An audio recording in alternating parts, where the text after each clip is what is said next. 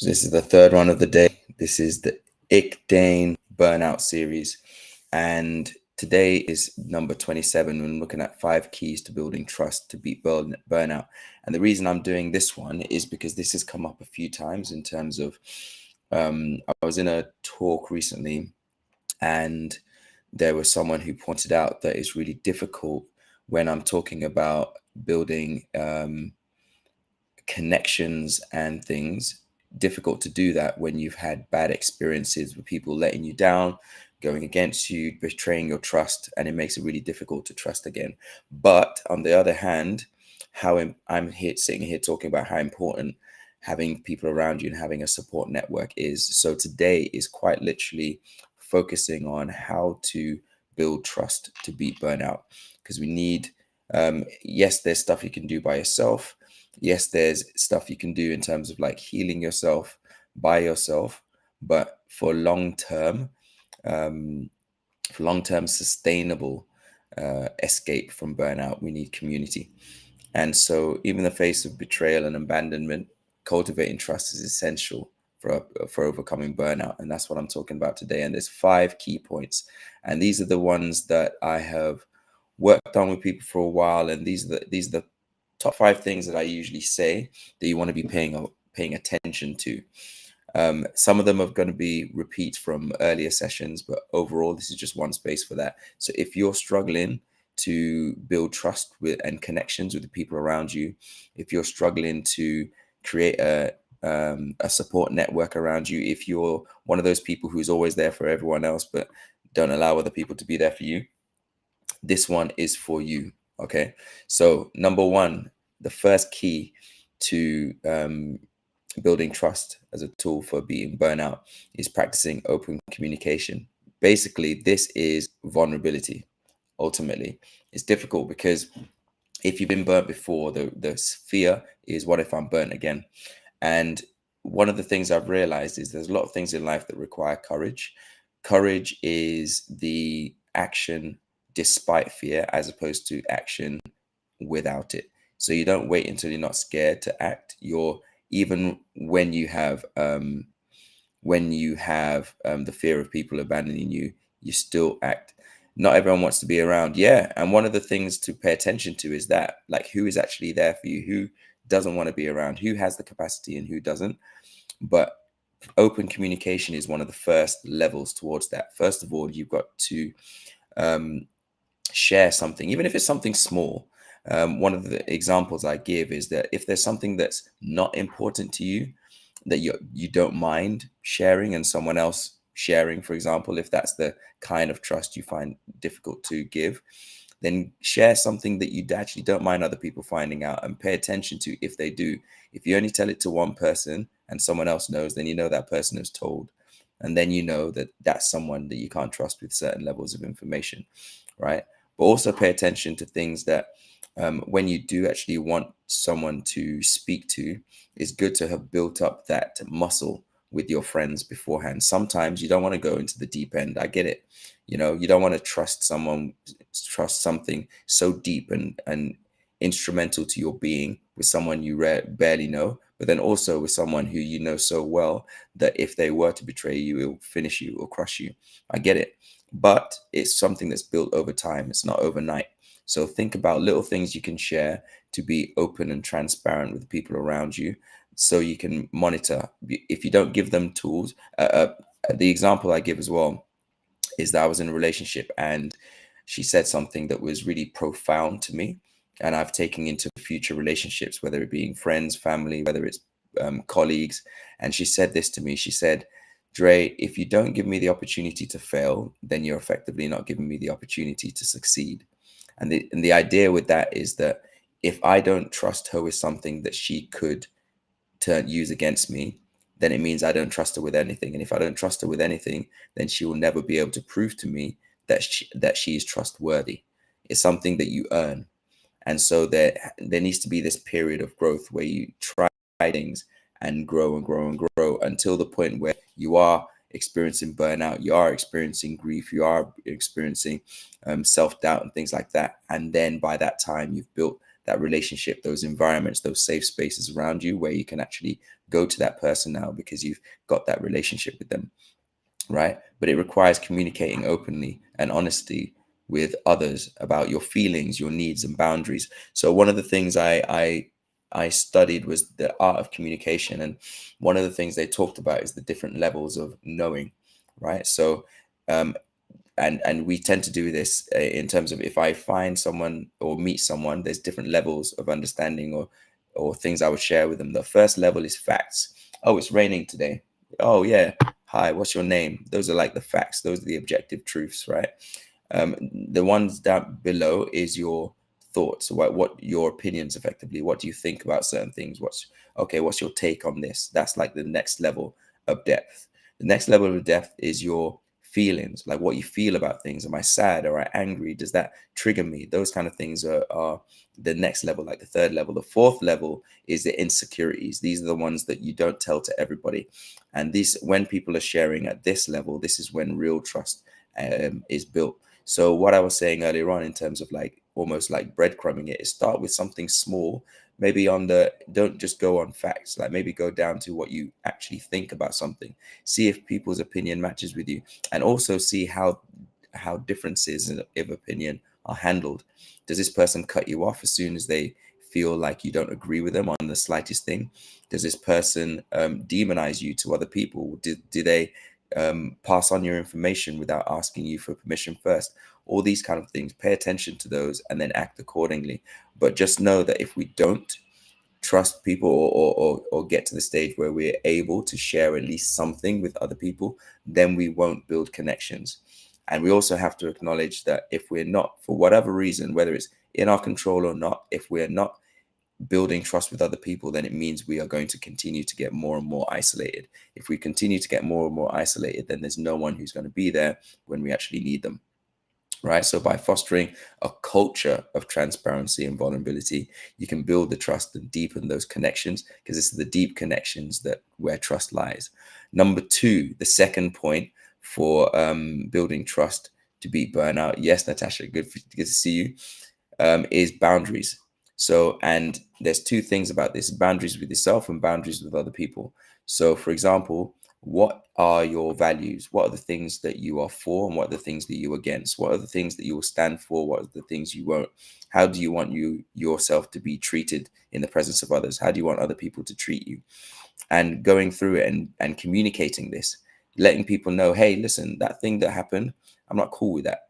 Um, the reason why I'm saying these as a way of building trust to build burnout is that they can also be for you. So once you set those boundaries, they can actually enact those boundaries for you when you start slipping. So let's say, for example, the boundaries around time. Okay, it's really important to me to call my family and friends and spend time with them, but I haven't been doing that. So then if I've built trust and open communication with the people around me, they can pull me up and say, hey, listen, I know we have a catch up tonight, but have you called your mum recently? I know that's important to you. Like, you need to actually keep doing that. Yeah, you said you were going to the gym and stuff, but I haven't actually seen you recently. What's going on? Like, you said you were going to do that. Like, so setting boundaries with other people is about keeping people at bay. Like, one of the things I found in therapy, which is a really good image to use, is not necessarily using a boundary as a 6-inch wall. Like, sometimes a boundary can just be the red velvet rope of a VIP section, right? You're just there to show that whatever's within that boundary is protected, is valuable to you, right? And then you pay attention to how people act within that boundary, and then you get the bouncers to kick them out if they're not abiding by the rules of that space. But it's not necessarily hard, a barrier between people. So there's an element of boundaries that can keep people at bay in terms of the behavior, but can also protect the value of what's inside. And when you communicate with that to other people, pay attention to those who help you enforce that, right? So do this with something small, do this with something big, right? What sometimes happens is we're like, it's only when something big happens that we start to set boundaries, and by that time people will be shocked. They're like, what? We're like, I've known you for 12 years and all of a sudden you're springing this on me. First of all, that is absolutely fine. If something changes within you and you realize something isn't actually okay anymore, communicate that. and let them know, listen, it used to be cool, but it's not cool with me right now. Hope you understand, it's just a different season I'm in. And yeah, I'd prefer if that didn't happen, or if you didn't do that, or if I didn't do that, right? And then pay attention to what they do afterwards. Do they throw it in your face? Do they accept and be like, okay, cool, change your behavior, done? Yeah, we'll set that up. And if I see anyone else doing that as well, then I'll let you know. Third thing to think about when it comes to boundaries as well is this: the boundaries aren't the same with everybody. Actually, they're set by you. Some people you might feel more comfortable with, some people you won't, and so the boundaries will be different with both. Like the boundaries I have with my mum are very different to the boundaries I have with someone in an arena or a space or a venue that I've just met, right? They don't have to be the same with everybody. There are core boundaries, core values that you would have that apply to everybody, but not everything is like that. So do with the small as you would with the big, to protect your well-being and foster a sense of safety and trust. Because one of the things that we've talked about in terms of stress is it comes on when you don't feel safe as well. It's not always about how much you have to do on your to-do list. It's also, do I feel safe here? Do I feel seen, heard, respected? All those things, if they're not present in your current environment, can build this feeling of distrust, or build the feeling of stress within the body. And prolonged stress, so let's say for example it's at work, you spend 40 hours a week at work, and in that space you feel constantly under stress, not just because of how much work you do, but you're spoken to a certain way you don't agree with. You're always thrown under the bus when there's an opportunity to find a scapegoat. People don't respect you when you're in the room with the clients.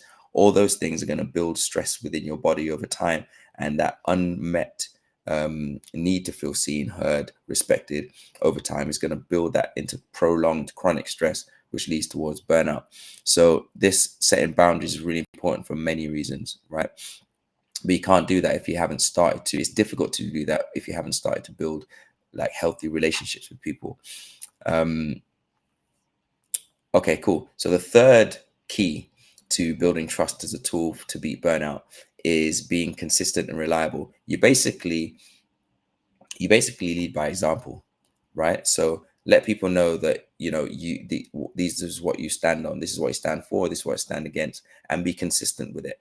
This is where accountability comes in, which is another reason why it's really good to build trust with people in the first place, is because when you have accountability, people can pull you up when you're slipping, and that can be good for your own good, right? So if I find myself not meeting my own needs or not meeting my own expectations, and letting myself down, it's actually in my best interest for a friend of mine to stop me and say, hey, you're cool, like I've noticed you're not doing, this is the kind of behavior that you always say against, so what's actually going on here? Like, is this doesn't sound like you, what's that about? So it's really important to keep those things in mind. Yeah. So being consistent and reliable is really important. Then demonstrate reliability and consistency with your words and your actions, right? It's really important that those things match: your words, your actions, and your thoughts. If those three are in unison with each other, they agree, then you'll be surprised how much stress that would relieve you of, how much freer you will feel. Okay. And anything to avoid stress is a way to avoid burnout. By following through with your commitments, for example, if you say you're going to do something, you do it. Being dependable. If you say you're going to be there for someone, be there. If you say you're going to create a foundation of trust with people, work on it. As and when you do those things, people will be like, okay, cool, this person is doing that, that's a great example, maybe I can do that too. And one of the things that's really important there is, if you are going to do that for other people, allow them to do it for you too. One of the things I keep seeing is you'll have one person in the friendship group, one person in the family who everyone always goes to because they're so reliable. But then when they need help, they don't say anything. And it's not that the other people aren't there. They would love to show up for that person. But because they've always, as almost internalized, a part of their identity is that I'm the person that solves the problems, I'm the person that people rest on, I'm the strong one, then they don't allow themselves to be anything but that. and that's an actual internal problem, which is one of the reasons why I say that burnout isn't always about just what you're doing and how much of it you're doing. Sometimes there's an internal struggle that be happening. It could be an identity issue, it can be a trauma issue, it can be emotional exhaustion issue, emotional depersonalization, and you feeling not like yourself. It could be feeling like you're unworthy. All those things can add to burnout as well. And it's really important when those cases are happening. If you feel all those things, then doing the simplest thing is going to feel huge. And so when it comes to being consistent and reliable, yes, do that for other people, but allow them to be there for you. Let yourself know, tell yourself the message that you are also worthy of what you're doing for other people. Does that make sense? Um, Sienna says, 1,000,000%, be who you say you are. Yeah, it's really important. But then also linking it to other posts is being compassionate to yourself, because sometimes it is difficult. Sometimes we do slip. And sometimes, especially if you put a lot of weight on it, we can use that as a tool to beat ourselves around the head with it. It's also important not to do that. If we make mistakes, we make mistakes. It doesn't mean we are a mistake. So when we get to those stages and we're doing great and we do a little hiccup, cool. Just get up and try it again. Yeah. It doesn't need to be the end of the road. So if you're just joining in, this is 5 keys to building trust as a tool to beat burnout.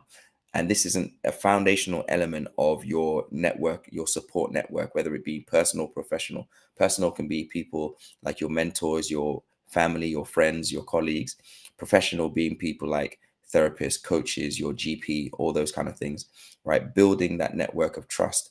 Give them opportunities to be there for you so that you can rely on them when the need comes. The worst thing that we can do is feel like we need help and not know where to go because we haven't built that environment in all those places. Okay, so yeah, so the fourth key of building trust to beat burnout is practicing forgiveness and understanding. This one is hard. I'm not even going to lie to you. It's difficult when you've been let down, when the people closest to you have stabbed you in the back, when the people who you thought you could trust abandon you or turn against you, especially when it's more than one, or if you notice there's a pattern that starts happening. It can be difficult because you can also internalize that maybe there's something wrong with me. I'm attracting these people into my life. Maybe I'm not worth any other behavior. Maybe there's something inherently wrong with me, which is why they're acting like that. We can internalize all kinds of things that can lead us down a real dangerous and dark road.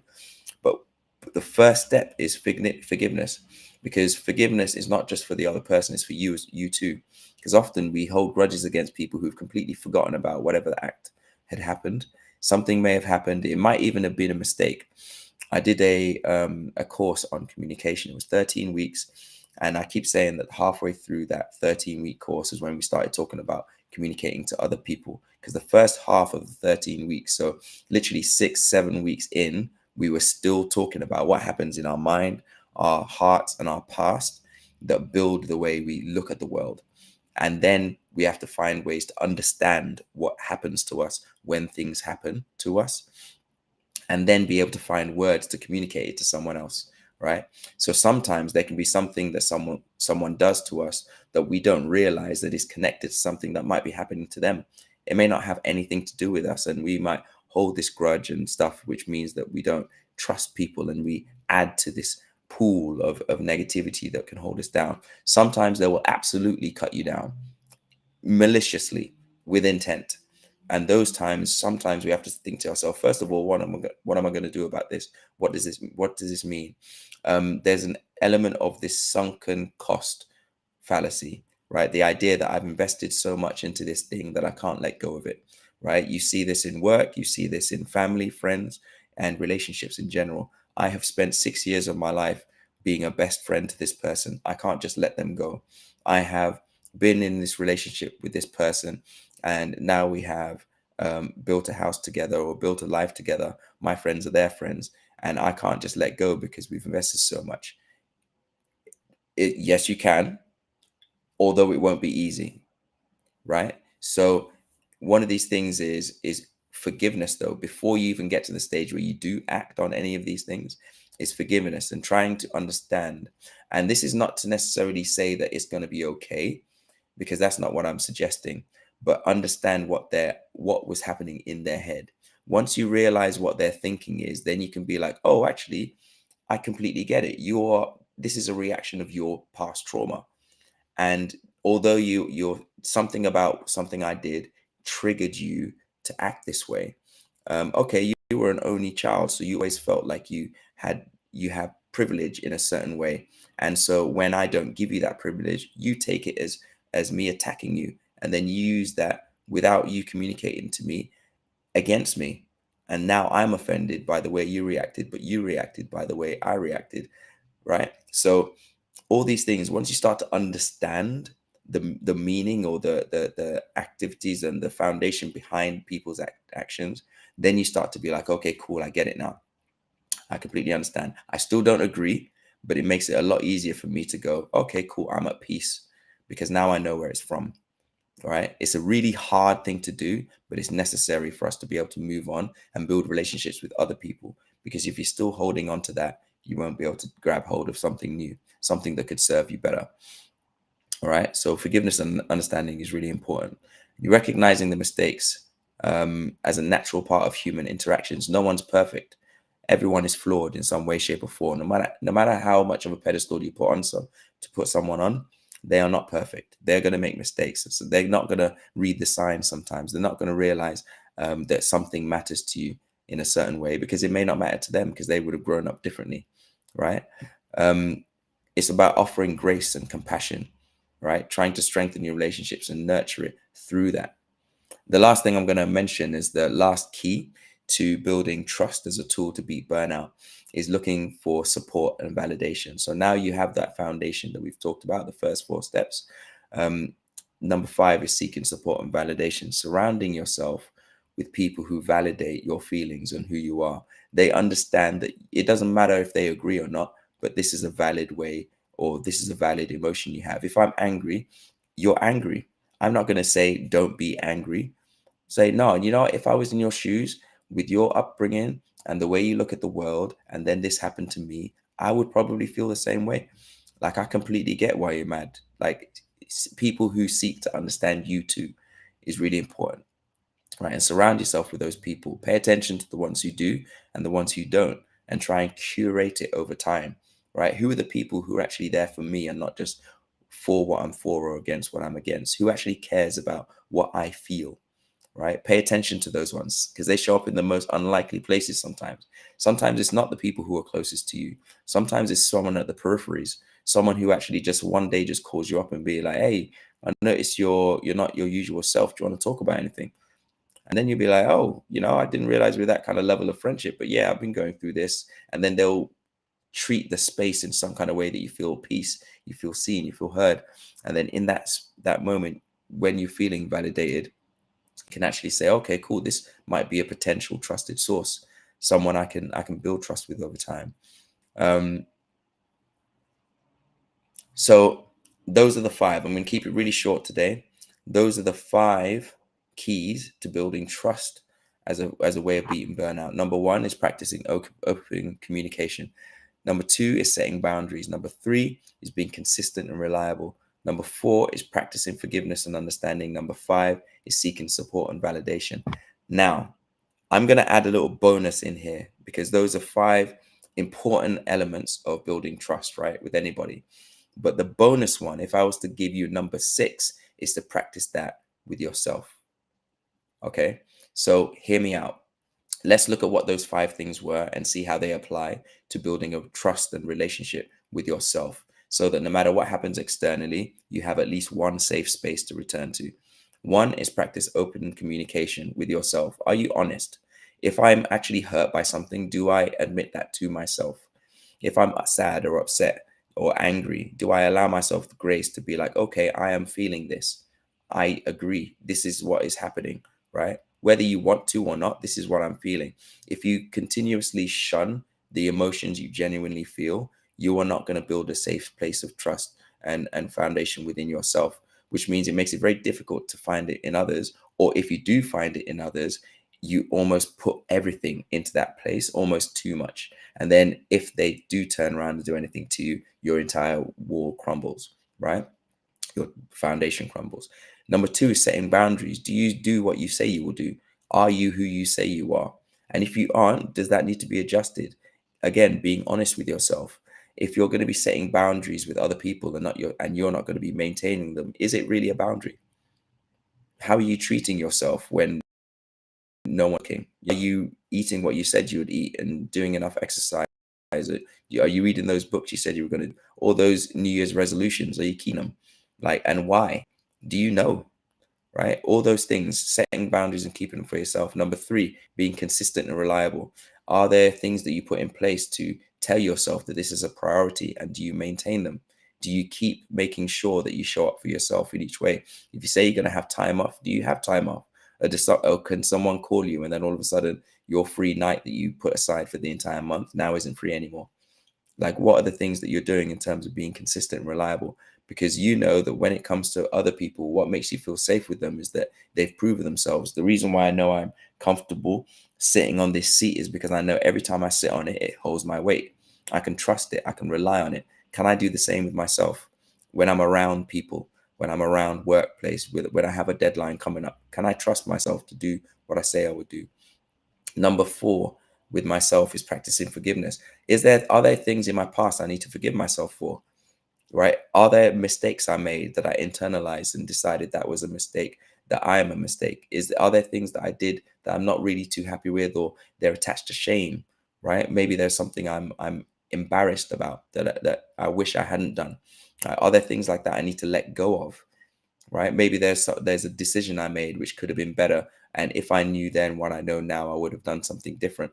But you didn't at the time. You didn't know better, but you acted based on what you needed at the time, right? And number five, seeking support and validation. Do you need to validate your emotions? Do you need to do that for yourself? Like, actually reflect on it. Is there something that is difficult to shake off and difficult to move past because you're not accepting that that's how you feel about something?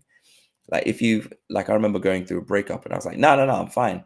And that because I was said to myself I was fine, it took me ages to get over him, right? Actually, the moment I was like, you know what? I'm not fine. That person meant the world to me. And I invested so much into them. I thought we were going to have a future together. And in my mind, that was something I really valued. And now I don't have that anymore with that person. And I realize it's not about the idea of the future. It was about the idea of the future with them that I cared about. Like, the moment I actually sat back and validated that feeling to myself, I start to be released from it. Like, some of the emotions that we go through that hold us down and keep us there, which apply that stress that further leads to burnout, is actually stuff that we can alleviate ourselves from if we validate it first, forgive ourselves and others, start to practice open communication, set those boundaries, and be consistent and reliable with it. Right. But what we do with others, we need to do with ourselves. So without, so within, so within, so without. Right. The Kabbalion. Right. So thank you everyone for watching. This is the last one of the day. I'm back up to scratch now. So tomorrow there's going to be tomorrow morning there's going to be another talk on burnout. If you have any questions, if you need help applying any of these things, then get in touch with me. So if you are on LinkedIn or QR code here, or the QR code here. If you're on Instagram, DM me and I'll send you the link and we'll book a 30-minute call. And we basically go through some of these basics. And then if there's somewhere where I can help you, I will. And there's programs I do. There's drop-in sessions where you can do a session with me. And there's resources I'm developing. So this is all kind of stuff. This is all for you, right? So I don't want you to suffer. If any of this has been resonated with you, take some action now. Don't wait until it's too late. Don't wait for it to build up and get even worse. Don't wait for you to have boils and physical attributes like headaches and stuff, or your back pains and leg pains to flare up. Like, don't wait for you to be bawling out or fainting in the middle of the street or bursting out into tears for no reason. Don't wait until you get irritated or flip out because of the slightest thing. Don't wait until your personality changes and you start to become someone you don't even recognize. Don't wait for all of that to happen before you start seeking help. Whether it's the people around you, building that relationship, building those trust circles, whether it's in your friendship, your home, your workplace, your family, your friends, or whether it's professionally, right? as a coach, this is literally what I do. So if you need that help, reach out. Congratulations on the extra lives you were able to do today. It's been so nice to hear your heart and get to know you better. God bless you. Thank you. Definitely. Tomo, pleasure to see you. Long time, long time, long time. I'm actually rounding up now. Just Ictane Burnout series. I'm talking about burnout for the whole of this month. It's Mental Health Awareness Month. They are every morning. And today I did some extra ones to catch up on some ones that I missed. And today we were talking about 5 keys to building trust as a tool to beat burnout. Okay. So if any of that was good for you, let me know. And let's talk. Book that call. Don't wait until it's too late.